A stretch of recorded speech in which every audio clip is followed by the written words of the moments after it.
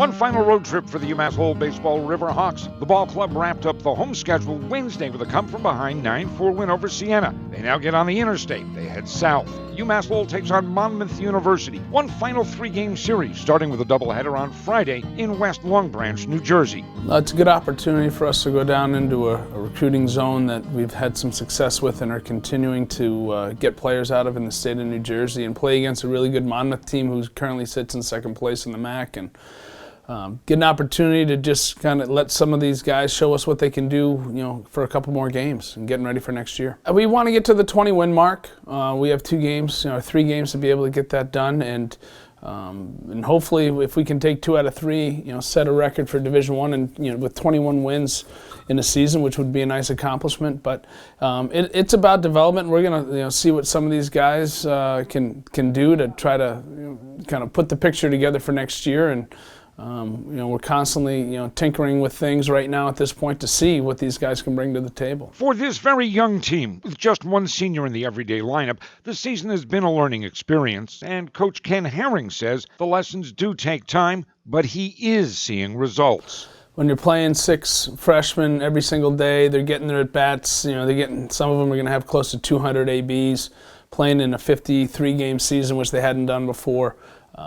All the failures that they've had will lead to success in the future.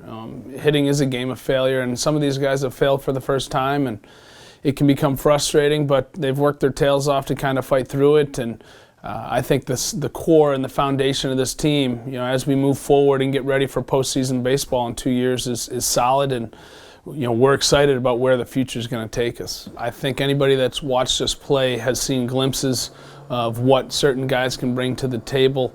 Obviously, Steve Passatempo's had a really good year, but had some failures and was mentally tough enough to get through it.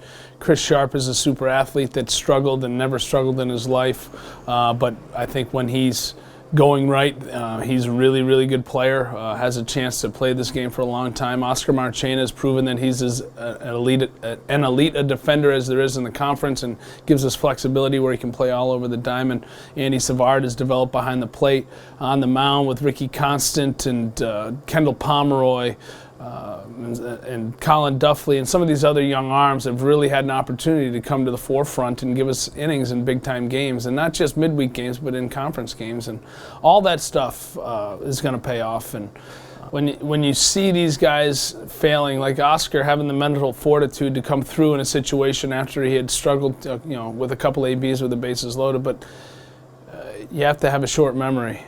In situations like that, it's all about the next at bat, and he did a really good job of staying focused. And they tried to get him with a breaking ball, and he stayed back and hit a ball through the 6th hole and was a big RBI for us and kind of spurred us on for the rest of the days. But all these guys, Nick Rands, a guy I didn't mention earlier, but all these guys have gained valuable experience. So when they're put in situations like this, I think they'll appreciate it more and be able to lock in a little bit better, and hopefully have some more success in big-time situations. All right, Coach, thank you. All right, thank you. Good luck this weekend. Thank you very much.